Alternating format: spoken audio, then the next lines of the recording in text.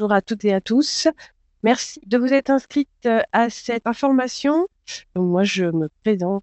Je suis Magali Bernard-Joffre. Je suis au pôle légal de la société Exae. Et on s'est dit que ce serait bien de proposer de temps en temps des petits rendez-vous comme ça sur des thèmes bien précis. Donc aujourd'hui, le premier rendez-vous, eh bien, on a décidé que ce serait sur le montant net social. Je me suis aperçue en discutant avec les collègues, même dans ma vie de tous les jours, que c'est pas forcément clair pour tout le monde. Donc voilà, donc vous n'hésiterez pas à poser vos questions. Alors bien évidemment, comme les messages vont se mélanger, on prendra un petit peu de temps, mais de toute façon, je vous assure qu'on va y répondre. Et donc oui, on s'est aperçu que c'était un sujet oui, qui n'est pas forcément clair. Alors moi, je vais vous donner les généralités avec un petit peu de détails tout de même. Bien évidemment, il reste des cas particuliers puisque on sait que on a des payes qui sont très particulières et très spécifiques, pas forcément dans nos collectivités, mais chez d'autres éditeurs. Donc, je vais vous expliquer le pourquoi, le comment. On va parler un petit peu donc paye et DSN et on va faire le tour de ce montant net social pour que ce soit un petit peu plus clair pour vous. Donc, on va démarrer. À nouveau, bienvenue dans ce rendez-vous. On essaiera d'en faire d'autres. Aujourd'hui, le sujet, c'est le montant net social. Et donc, pour rappel, comme référence, nous avons donc un arrêté du 31 janvier 2023 qui modifie l'arrêté du 25 février 2016. Et cet arrêté fixait un ordre de bulletin, c'est-à-dire que le bulletin aujourd'hui que vous avez, le bulletin de salaire, d'indemnité ou autre, peu importe, en tout cas, le bulletin aujourd'hui est présenté d'une certaine façon. Je ne parle pas du haut de bulletin, puisque le haut de bulletin peut rester personnalisé, ce qu'on appelle, donc nous, effectivement, un bulletin personnalisé. Nos clients peuvent nous demander de rajouter des choses, des informations ou de les mettre différemment, s'adapter à des enveloppes, des choses comme ça. Mais tout ce qui régule la partie basse de cotisation, de cumul, de net à payer, etc., la présentation devait donc être modifiée par cet arrêté-là avec des nouveaux libellés, de nouveaux ordres. Donc, ça devait être présenté d'une certaine façon. Des regroupements. Il y avait beaucoup de regroupements de cotisations. Ça devait donner de la simplification. Et donc, dans cet arrêté était embarqué le montant net social, qui devenait une mention obligatoire sur le bulletin et qui permet, bien évidemment, derrière de faire des déclarations. Bon, le projet de bulletin est repoussé au 1er janvier 2026 et finalement, c'est 2027. À savoir que la semaine dernière, nous avons eu donc un rendez-vous avec des organismes avec lesquels on a très souvent des entretiens pour discuter de tout ce qui bouge et tout ce qui va être mis en place. Le nouvel gouvernement aimerait bien en reparler. Donc, c'est un sujet qui est toujours dans les tuyaux. En attendant, ce bulletin-là est repoussé, mais le montant net social, lui, est resté et donc devait apparaître dans les bulletins de salaire à compter de juillet 2023 en test pour les déclarations vers la DSN. Donc, ce n'était pas une obligation. En revanche, à partir du 1er janvier 2024, cela devient obligatoire sur les bulletins de salaire, tous les bulletins d'indemnité, de salaire, etc. Donc, on a un libellé avec un montant qui apparaît et à savoir ce montant, comment il se calcule, qu'est-ce qu'on prend en compte et qu'est-ce qu'on en fait. Alors déjà, dans un premier temps, la définition du montant net social. C'est un montant qui est calculé par l'employeur ou par des organismes de protection sociale tels que la sécurité sociale, les caisses de retraite, etc., etc. C'est indiqué obligatoirement sur le bulletin. Donc, quand je dis bulletin, c'est entre guillemets parce que tout le monde n'a pas un bulletin. Si on reçoit des indemnités journalières de la sécurité sociale, c'est plutôt un relevé d'indemnité. Pour le chômage, c'est pareil. Et donc, tout le monde a cette notion sur le document qui est reçu et qui concerne son revenu, entre guillemets. Cette valeur, elle est réglementée. On n'y met pas tout et n'importe quoi. On doit suivre la règle et ça doit représenter les ressources qui sont à déclarer à des organismes via la DSN. Par contre, qu'est-ce qu'on tient en compte dans ce montant net social? Alors, en ce qui concerne les valeurs, donc là, vous avez les valeurs, vous avez la base, on va dire.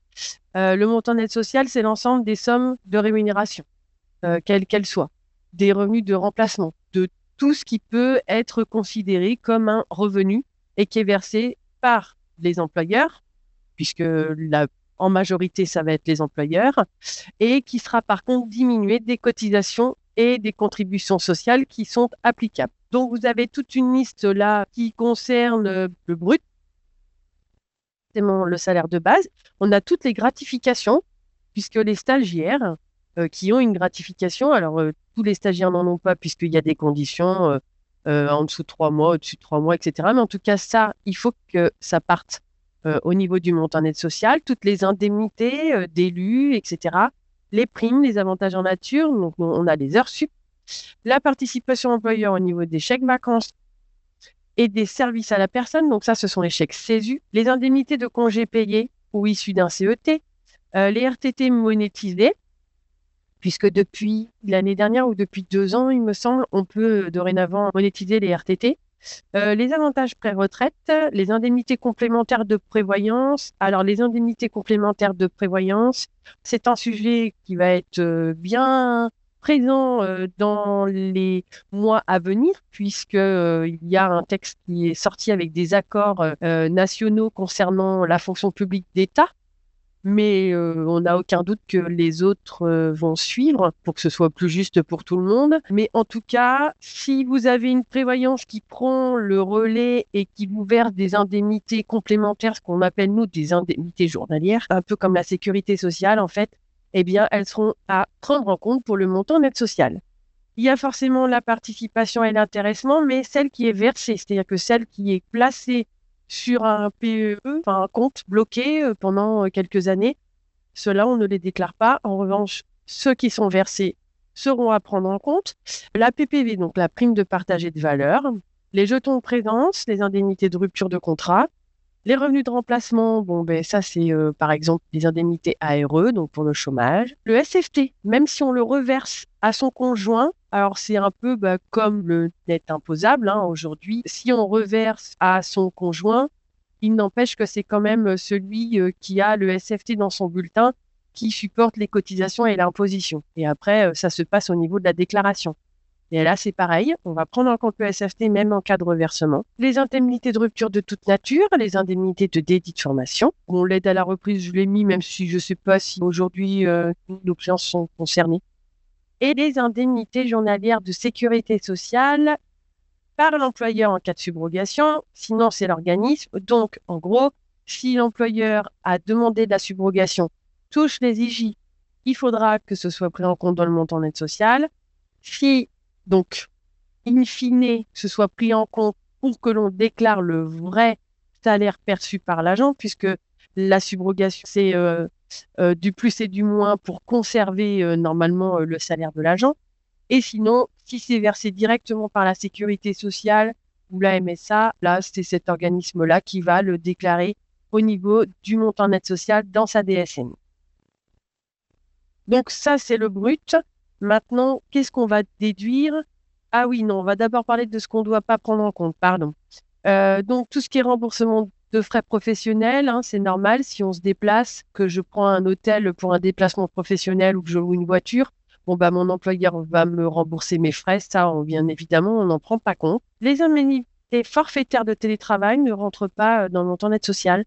Les indemnités d'entretien des assistantes maternelles, alors les assistantes maternelles, c'est des bulletins bien spécifiques et elles ont plusieurs lignes, dont des frais d'entretien.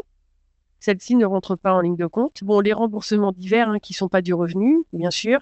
Les avantages en nature qui sont exemptés socialement et fiscalement et qui sont liés au CSE. Donc, les comités sociaux d'entreprise, donc les CE, quoi. La part patronale pour les financements des garanties collectives à la complémentaire santé obligatoire. Alors, je ne sais pas, pour ceux qui ont participé aux premières réunions qu'on avait présentées, il y a eu tout un flou au niveau des complémentaires santé avec des contrats obligatoires et en général collectifs, où au départ, on devait y associer la part patronale. En tout cas, on devait l'ajouter. Bon, ça a changé. En tout cas, maintenant, on ne doit plus la rajouter.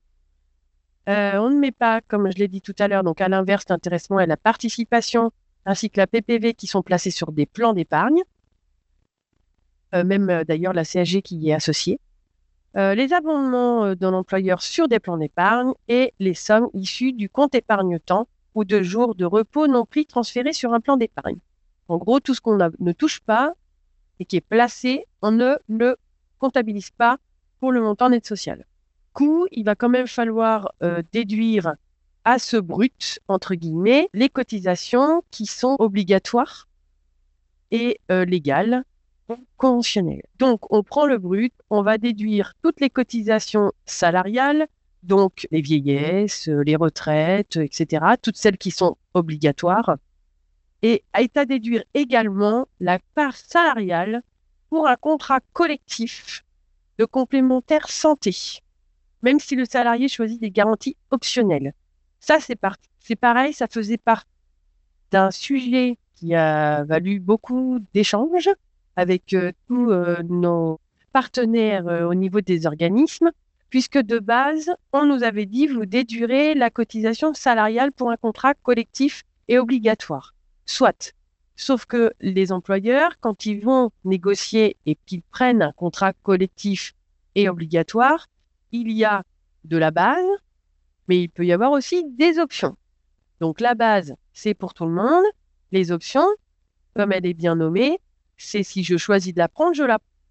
Du coup, on avait posé la question, puisque quand le montant d'aide sociale est sorti, tous les éditeurs donc, se regroupent à ces réunions et des questions se posent. Donc, on avait listé tout un tas de questions, notamment pour le reversement SFT. On a eu la réponse très rapidement. Et là, on a posé la question pour ces complémentaires santé. D'accord, ben, vous nous dites qu'on déduit, mais l'option, du coup, elle n'est pas obligatoire. Et la notion d'obligatoire ressortait bien dans le texte. Donc, qu'est-ce qu'on en fait? In fine, ça fait partie du contrat collectif, ça fait partie du contrat qui a été négocié. On déduit la base et les options si certaines personnes prennent les options. On va déduire aussi la prévoyance qui couvre les risques de santé, d'incapacité au travail ou d'invalidité d'inaptitude, de chômage et de dépendance ou de perte d'autonomie.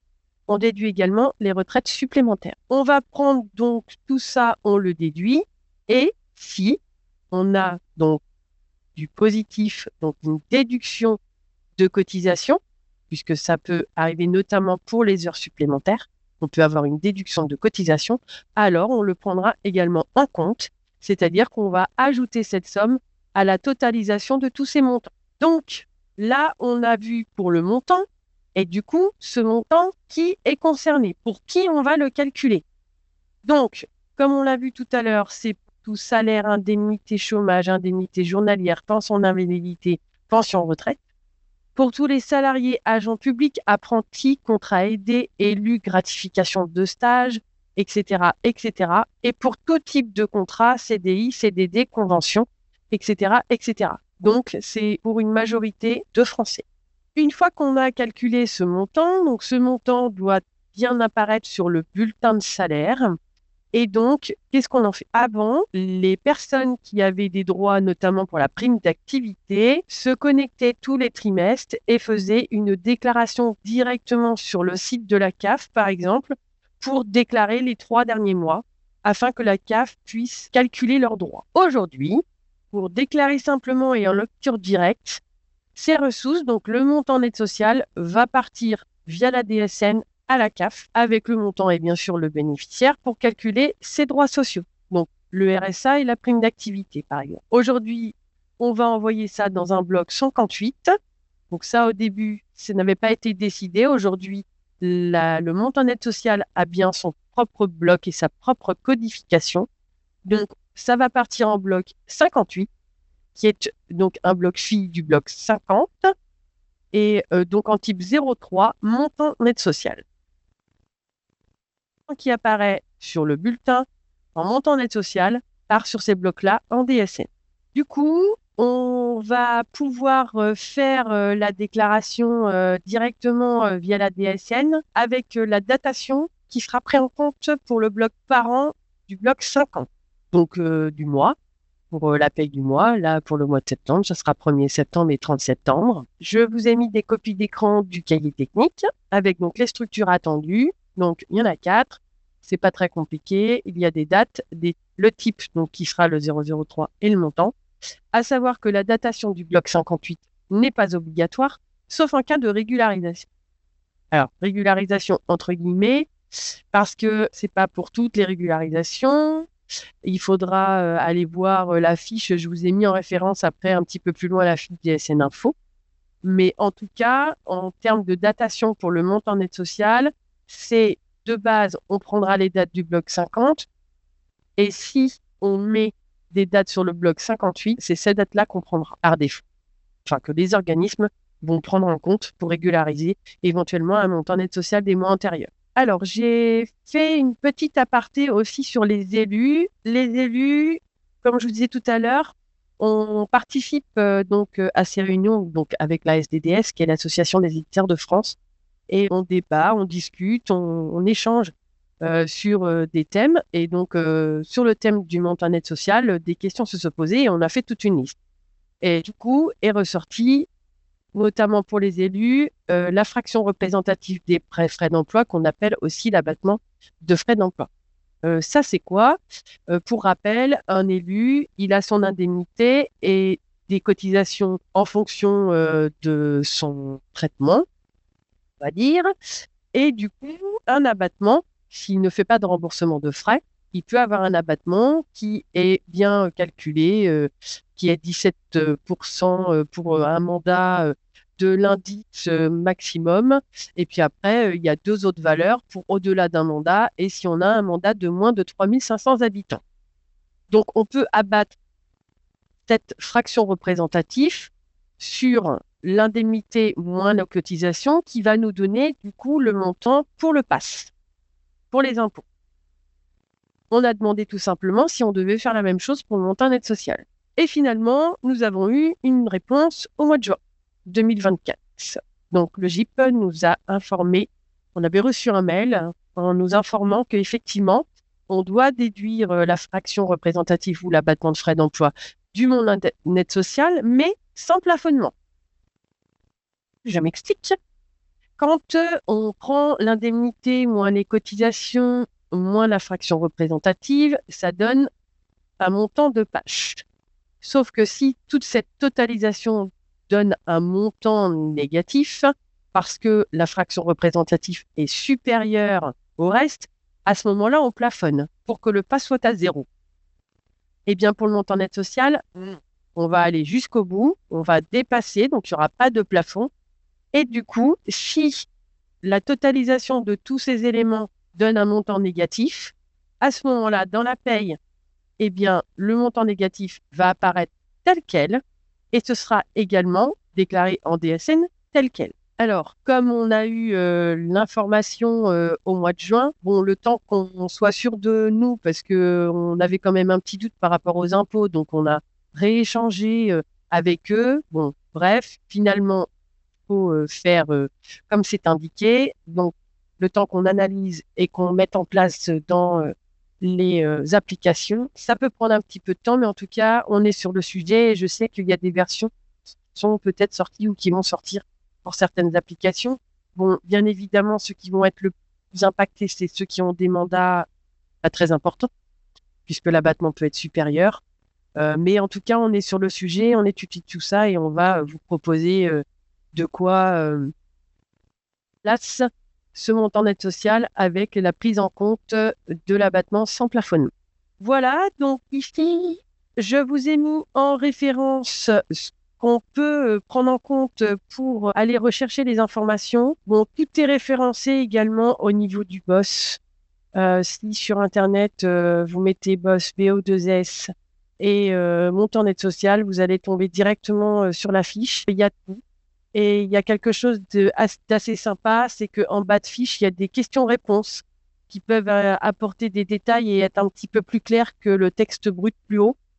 En tout cas, les exemples et les informations plus haut. Donc voilà, il ne faut pas hésiter à aller voir cette fiche parce qu'elle est très bien faite. Alors, je ne l'ai pas mise parce que du coup, elle évolue très régulièrement. Là, on attend une évolution justement. Normalement, il devrait mettre les informations pour les élus d'ici le 25 octobre. Donc, bon, on va patienter. Mais du coup, c'est une information dont on reparlera, le montant net social, ça, c'est sûr. Voilà, donc moi j'arrive à la fin de ma présentation. Je vous remercie tous d'avoir participé. On refera des rendez-vous comme ça. N'hésitez pas à poser toutes vos questions. Si on n'a pas la réponse tout de suite, on fera des recherches, mais en tout cas, on reviendra vers vous et on répondra dans la conversation sans problème. Voilà, je vous souhaite une très bonne journée à tous et puis à bientôt. Au revoir.